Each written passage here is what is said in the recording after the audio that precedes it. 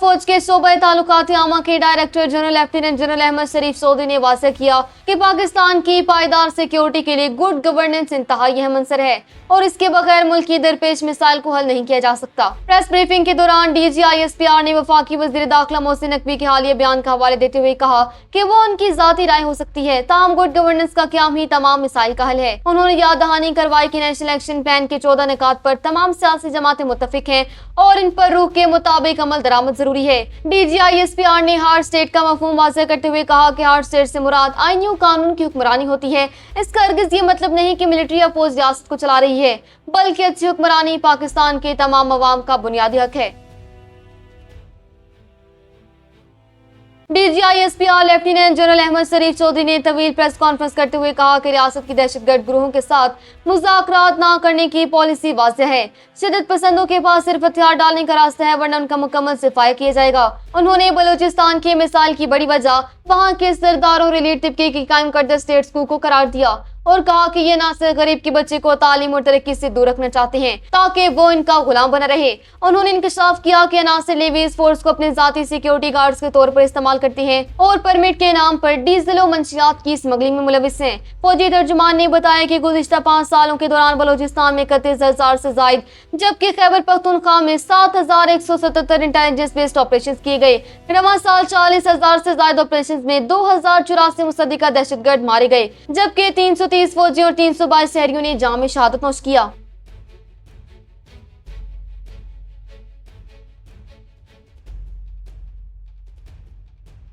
कोयटा से अहम खबर शामिल करते हैं, जहां कोयटा के नवाही इलाके सीवरेज में कोयले की कान में मीथेन गैस के बाइस होने वाले दिलखराज हादसे में फंसे 34 कांटनों में से 32 की लाशें निकाल ली गयी, जबकि बाकी 2 कांटनों की तलाश के लिए रेस्क्यू ऑपरेशन आखिरी मराहिल में दाखिल हो गया। DG माइंस बलोचिस्तान अब्दुल्ला शाहवानी के मुताबिक जांबक होने वाले तमाम कांटनों की मैयतें जरूरी ज़ाब्ते की कार्रवाई के बाद उनके आबाई इलाकों में तदफीन के लिए रवाना कर दी गयी। इससे कबल कान मालिक की जानिब से 42 मजदूरों की मौजूदगी का खदशा जाहिर किया गया था, ताहम हकाम ने तस्दीक की कि कान में कुल 34 अफराद मौजूद थे। वज़ीर आला बलूचिस्तान ने हादसे का सख्त नोटिस लेते हुए रिपोर्ट तलब कर ली और वाज़ेह किया कि अगर हिफाजत में गफलत साबित हुई तो जिम्मेदारों के खिलाफ सख्त तरीन कानूनी कार्रवाई की जाएगी।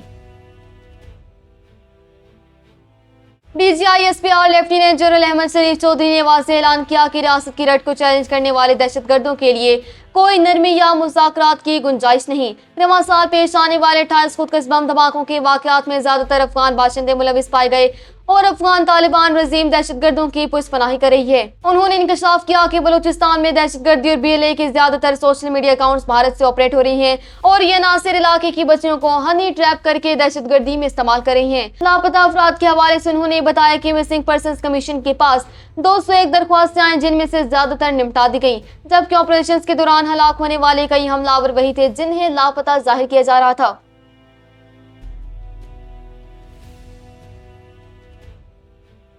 गजा अमन माहिदे के हवाले से बड़ी पेशरफ सामने आई है। हमास के मुज़ाकराती वफद के रुकन काजी हमने वाज़ेह किया कि गजा से मुतल्लिक माहिदा मरहला वार है और हमास अपने हथियार इसी सूरत में जमा करवाएगी जब इसराइल माहिदे के तहत अपनी तमाम जिम्मेदारियां पूरी करेगा और गजा से अपनी तमाम अफवाज का मुकम्मल इनखला यकीनी बनाएगा।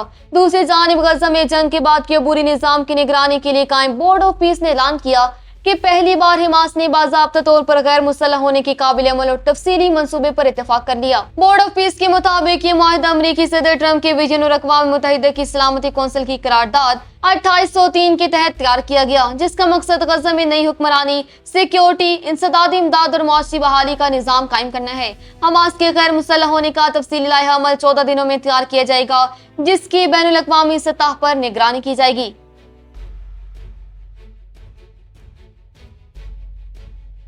जनूबी लिबनान में शदीद और जोरदार धमाकों की आवाज़ें सुनी गईं, जिसके बाद इलाके में खौफ व हिरास फैल गया। बैनुल अक़वामी रूसी मीडिया के मुताबिक इसराइली फौज ने जनूबी लिबनान में हिज़्बुल्लाह के ज़ेर इस्तेमाल सुरंगों के एक बड़े नेटवर्क को बारूदी मवाद से तबाह कर दिया। इसराइली फौज ने दावा किया कि उन ज़ेर ज़मीन सुरंगों को नाकारा बनाने के लिए तकरीबन 700 टन शदीद धमाका खेज मवाद इस्तेमाल किया गया, जिसके नतीजे में होने वाले धमाकों की हौलनाक आवाज़ें और सायरन की सायरन कई मील दूर तक सुनी गई।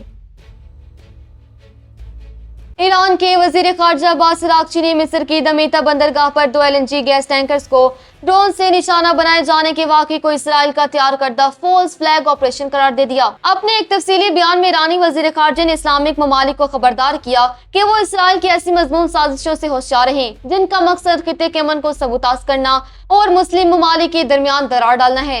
अब्बास अरागची ने जोर देकर कहा कि ईरानी हुकूमत मिस्र को अपना करीबी दोस्त और खित्ते का इंतहाई अहम शरीक कार समझती है और मिस्र की सिक्योरिटी और सलामती ईरान की अव्वलीन तरजीहात में शामिल है।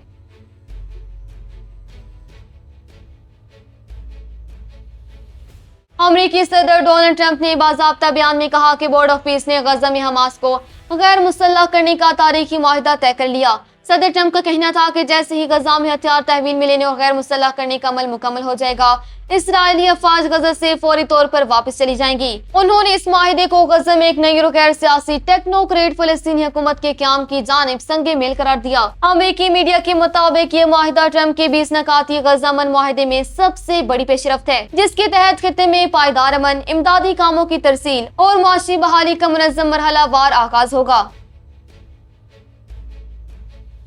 डेरा इस्माइल खान के इलाके दराबन में शाह आलम मोड़ पर दहशतगर्दों ने कार्रवाई के लिए जाने वाली पुलिस वैन पर घात लगाकर शदीद फायरिंग कर दी। सिटी हकाम के मुताबिक फायरिंग के इस बुज़दिलाना वाक़े के नतीजे में असिस्टेंट सब इंस्पेक्टर समेत 2 पुलिस एहलकार मौके पर ही जामे शहादत नोश कर गए। वाक़े के फौरन बाद पुलिस और सिक्योरिटी फोर्सेज की जानिब से भरपूर जवाबी फायरिंग की गई, जिस पर हमलावर अंधेरे और झाड़ियों का फायदा उठाते हुए फरार हो गए। पुलिस ने इलाके का मुहासरा करके सर्च ऑपरेशन शुरू कर दिया और शहीद एहलकारों को अस्पताल मुंतकिल कर दिया गया।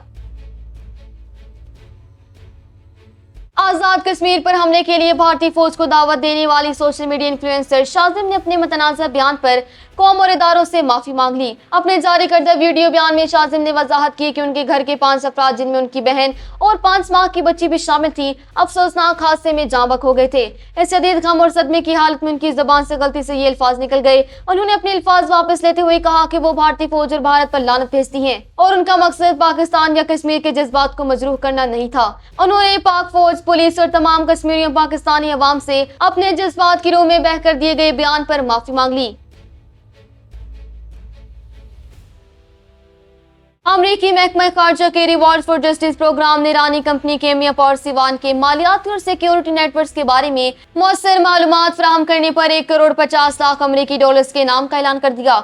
अमरीकी हकाम के मुताबिक ये कंपनी ईरानी पासदारान इनकलाब की कुद्स फोर्स और इराक, यमन और शाम में उसके हामी मुसल्लह ग्रोहों के लिए बगैर पायलट के फिजाई गाड़ियों, ड्रोन्स की आजमाइश, तैयारी और पुरजजात के आलमी सतह पर खरीदो फरोख्त में मुलविस रही है। अमरीकी प्रोग्राम ने कंपनी के 7 सीनियर अहदेदारों हसन आराम बनिजहाद, रजा निहारबानी, मेहदी नकने, हादी जवाराकी, अब्दुल फजल मशकानी, अब्बास सरताजी और एहसान मुहक्किक से मुतल्लिक मालूमात देने वालों को भारी माली इनाम के साथ साथ तहफ़्फ़ुज़ और दीगर ममालिक में नकल मकानी की सहूलत देने की पेशकश भी की है।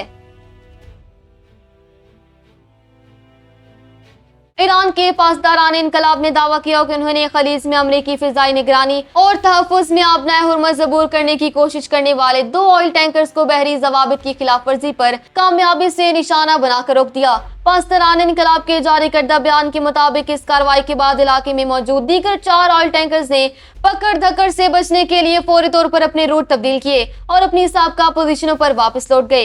ईरान का कहना है कि वो अपने समुद्री हुदूद और बैनुल अक़वामी बहरी कवानीन की किसी भी खिलाफ वर्जी को हरगिज़ बर्दाश्त नहीं करेगा। वज़ीर आला बलोचिस्तान सरफराज बिगटी ने ATF ट्रेनिंग स्कूल कोयटा में 20वीं पासिंग आउट परेड की तकरीब से खिताब करते हुए कहा कि दुश्मन अनासर और मुल्क को तकसीम करने का ख्वाब देखने वाली अहमद बलोचिस्तान को गैर मुस्तहकम करने की मज़मूम कोशिशें कर रही हैं। सरफराज बिगटी ने सियासी जमातों पर जोर दिया कि वो सियासत को दहशतगर्दी से मत जोड़े, क्योंकि इस वक्त रियासत को मुकम्मल और सख्त रियासती तदाबीर की जरूरत है। उन्होंने बलोचुल शबाब और गुमराह नौजवानों से अपील की कि वो इस्लाह हासिल और बेमकसद जंग को छोड़कर कौमी धारे में वापस आए, क्योंकि रियासत के दरवाजे उनके लिए खुले हैं। ताहम उन्होंने इंतबाह भी दिया कि बंदूक के जोर पर अपना नजरिया मुसलत करने वालों के खिलाफ रियासत एक इंच भी पीछे नहीं हटेगी और तमाम दहशतगर्दों का मुकम्मल सफाया किया जाएगा।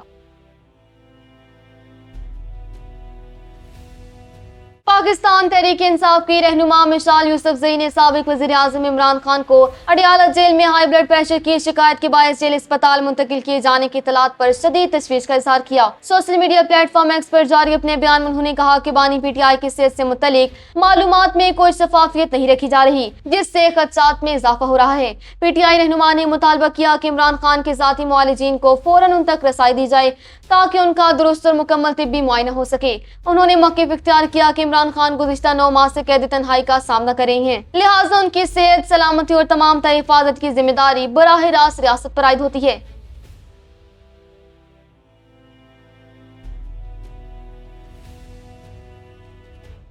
मुल्क में सोने की कीमतों को पर लग गए और फी तोला सोने की कीमत में एक ही दिन में 3000 रुपए का बड़ा इजाफा रिकॉर्ड किया गया। All Pakistan James and jeweller association के जारी करदे दाद शुमार के मुताबिक इस ताज़ा इजाफे के बाद मुल्क में फी तोला सोने का भाव बढ़कर 4,30,436 रुपए की बुलंद तरीन सतह पर पहुँच गया। इसी तरह 10 ग्राम सोने की कीमत 2,572 रुपए के इजाफे के साथ 3,69,029 रुपए हो गई। एसोसिएशन के मुताबिक मुल्क की सतह पर कीमतों में ये बड़ा उछाल बैनुल अक़वामी बिलियन मार्केट में सोने की फी औंस कीमत $30 के इजाफे से $4,080 तक पहुंचने के बाइस देखने में आया है।